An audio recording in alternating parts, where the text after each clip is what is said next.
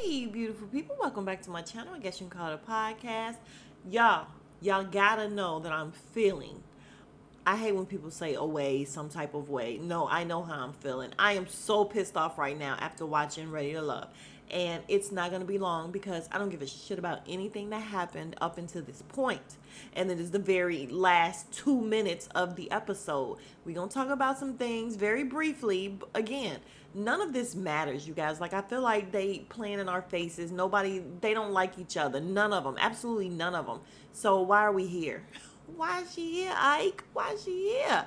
But we gonna talk about freaking Sampson. What a disappointment. Oh my God. All right, let me start off by saying welcome to any of my new subbies. Welcome, all my old peeps. Hey, if you have not yet subscribed, please consider doing so. It is absolutely free, and we would love to have you. Yeah, we gotta get with the shit, y'all. Cause oh my God, I'm just so pissed off at Sampson. I would love to curse him out. All right, y'all. First of all, let me explain why I am so upset with Sampson. Anybody that listens or whatever knows that I have been on Sampson's team up until actually the last episode when he was giving Sharice the business because she said one little thing which wasn't even out of line.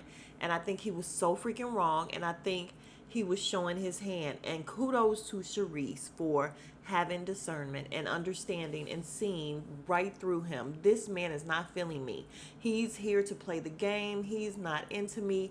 And you know, a lot of women don't want to admit that, but she comes out and she says it every time. And listen, I got to give her kudos for that because once again, a lot of women don't want to say that, or at least even if you know it on the inside, you don't want to say it out loud. So the fact that she comes out and she's like, yeah, Tommy, I don't think he's feeling me. He doesn't want to get into me. He doesn't want to tell me anything. He doesn't, listen, my new fave, well, she ain't even my new fave because I've actually been taking up for her the past few episodes, but Sharice came and did a full turnaround, y'all. She just did. And again, I don't think it's put on. I think maybe when she first came on the show, she thought that's what she had to do to, get somewhere or to be memorable or whatever, was to be really shitty. And that's what she was doing. I don't feel like she could honestly play a genuinely decent person for as long as she has. Like, she was only shitty for a couple episodes, and now she's been very decent for the remainder. So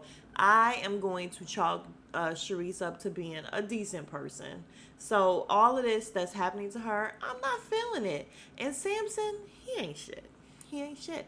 But anyway, I'm going to try to go off of everything that I remember because once again, nothing really happened here. They got to meet the parents or whatever. And of course, we know Mike knows all the answers. He's charming basically because he's a player. Y'all can't tell me, allegedly, y'all can't tell me Mike is not a player. I'm sorry. And I saw him on an interview. I think I said it before, and I just think he had a shitty attitude. Like, his whole demeanor and attitude was just nasty. But he wins over, people easily, so that's fine. What's his name? Ra. What is Ra's real name? Randall. No one likes Randall because Randall comes off like a liar. I'm just kidding. He doesn't come off like a liar, but he does come off like somebody who is flaky, which he is. So the fact that one of there, I'm not even gonna try to remember. I think it may have been the mask. It may have been her father that saw through him and was just like, he's kind of, a little flaky. Like he don't know what he want. He's sweaty. He's not really answering questions or, so that was awkward. The fact that he's answering questions with questions and he's giving definitions with the same word, and her dad is like, you can't do that. And yeah, Randall is just all over the map. So and then let's get to we are jumping ahead to everything because again, nothing happened. We are going to get to the deliberation with the ladies. They're at the wine bar or whatever they want to call it, and they're all talking about their connections and how everything went. And we get to Sharice, and she once again says how Sampson he's not really giving it to her. And her dad kind of saw through him, and he just kind of really played him like, oh, okay, you're a Morehouse man. That's cool, and all that. And then as soon as he left, he was like, he's giving me vibes, which basically she was saying he was a player. Her dad was a player, and she's like, I knew it. So yeah, I guess her dad, kind of played Sampson a little bit, made him think he was all good. And then as soon as he left, it was like, oh, I saw through everything he was doing. And yeah, Sampson tries to come with all the right things to say. He's a bullshitter. Sorry, he just is, and not about him at all. Especially after we're sitting in deliberation with all the women, and as Sharice is talking and everything, we get to hear from the other women that Sampson told what's her name? Round the Way Girl. I don't want you to leave because I feel like we have a connection or whatever. And she's like, what are you talking about? Like, I think they went out, but nothing really came of it. So she was confused. And he said the same thing or something similar to Little Chihuahua, Brandy, or whatever. And she was confused. And he told her that she was his number one. And all of this is kind of really hurting Sharice's feelings. So she starts crying. And I could have sworn I saw the mask smiling. But then she's like, oh, I feel for her. And I'm like, all right, we're going to give you a pass on that. Maybe it was the makeup doing some things to your face. But I just felt bad for Sharice. And all these women telling her things that she did not know. And so Tommy is like, dang, well, how you feel, learning all this stuff? And I think it was so dope that he told her, listen, I'm going to let you take Sampson out, and it'll be up to you whether or not you think he's ready to love. So basically, everything was in her hands. Is he still ready to be here? Like, when you have this date with him, how sincere is he coming? And okay, before we get to the date, I'm about to fast forward to it because I didn't left everything. Like, I don't care about the whole episode, you guys. It was nothing. So I'm gonna try to fast forward so that I don't miss nothing, because Sampson, unreal.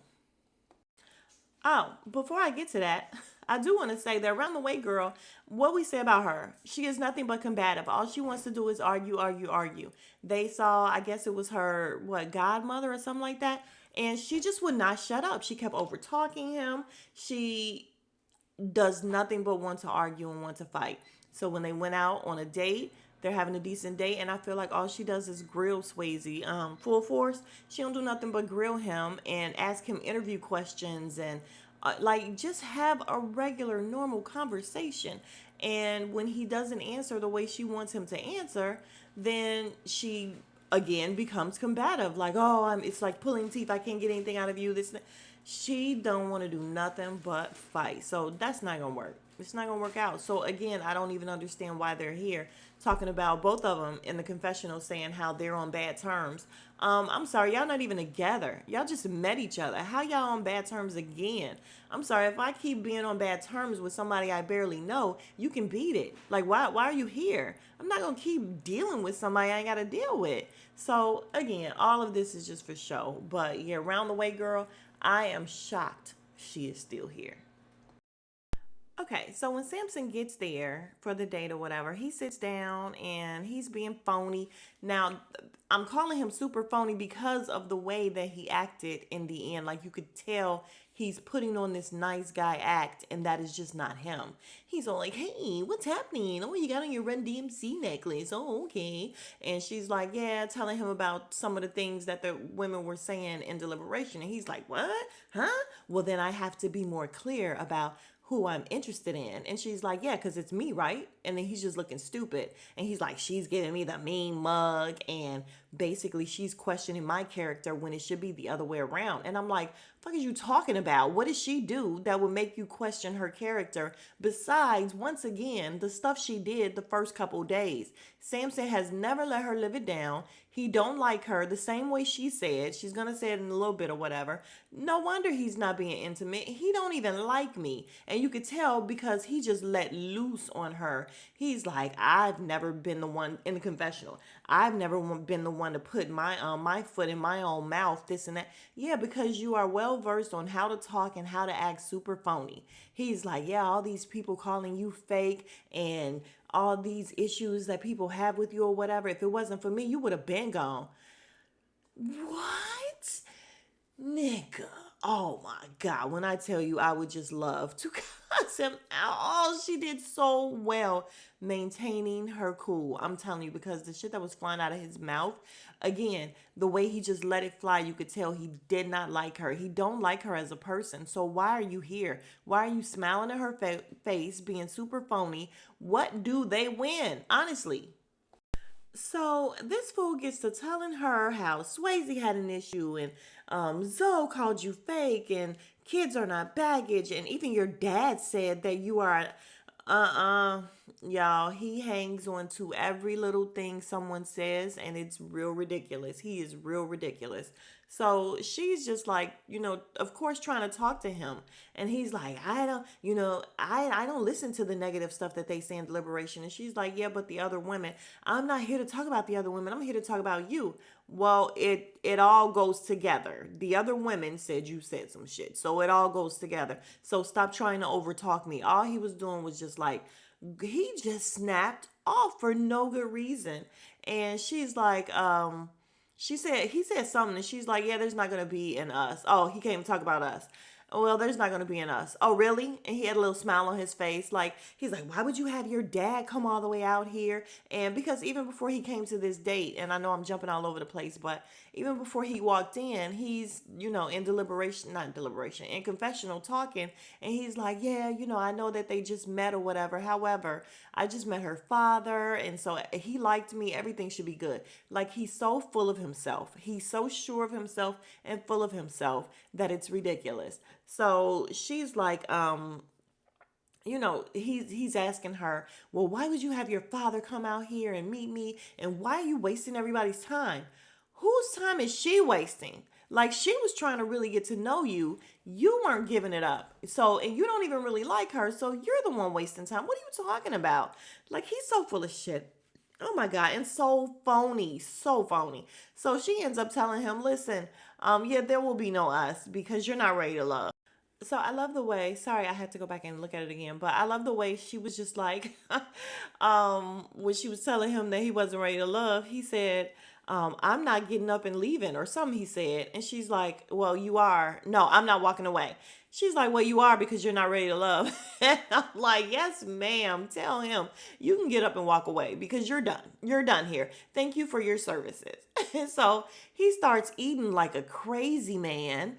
And he's like, you aren't ready to love either, if you ask me. Like, he just goes on a tangent. And she's like, go ahead, get your shit off, basically. Because once he starts talking, you can tell that this is the type of man he is. He is about to just let it spew. Everything he really thinks about you and what he was thinking the whole entire time and probably saying to other people behind your back. Like, honestly, he was probably letting you have it behind your back. And that's just so sad. It's so sad that he is so phony. He really is. Oh my God. So he starts eating the food all aggressively or whatever. And he's like, why you not leaving? No, motherfucker, you supposed to leave. I'm sorry. Have you never seen this? Once I tell you thank you for your services, you're dismissed, then you get up and you go. But no, he's got to be different. He's got to be so he's sitting there, he's eating and she's like, "Well, I'll leave when I want to leave." And he's like, "Oh, well, good luck with that."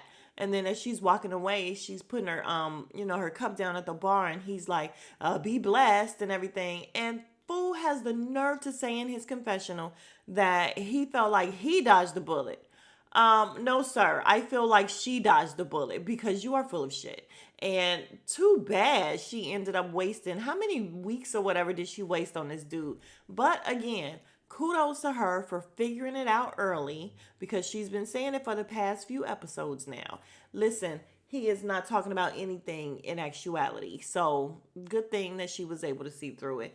That was Ready to Love, y'all. I don't even care about the next one that's supposed to be the finale and all these people that are still here. Why? Honestly, why? Like, I don't see one couple that I care about. Not one, and not one couple that I feel like will actually make it and go somewhere. Even what's his name? Mike told the Matt, no, was it the Mass? No, Kayla's family or whatever, that he wouldn't change anything about her, but Brandy, he would, change the fact that he has to reassure her all the time. And like, dude, you could just beat it. Like everybody on this show can beat it. It's so crazy that I have watched this show all the way up until this point and I really don't care to watch the last episode. I don't because I don't feel like any of them are ready to love. And this whole show is just full of shit, y'all. It's just people wanting to be on TV at this point because this cast was awful. The men were just like so full of themselves and awful. I mean, look at all the men they had. They had Justice. They had Skinny Jeans. They had all these men who really thought they was the shit. I'm telling you, you couldn't tell them nothing. And anyway, waste of time. Thanks, Sampson, for wasting my time too. All right, guys. If you are still here, you are the real MVP. Thank you. I appreciate you. If you have not already, please consider subscribing. It is absolutely free, and I would love to have you. And I promise that I am not this angry all the time, just some of the time, most of the time. But again, if you're still here, you're the real MVP, and I appreciate you guys. So I will see you all in the next video. Smooches.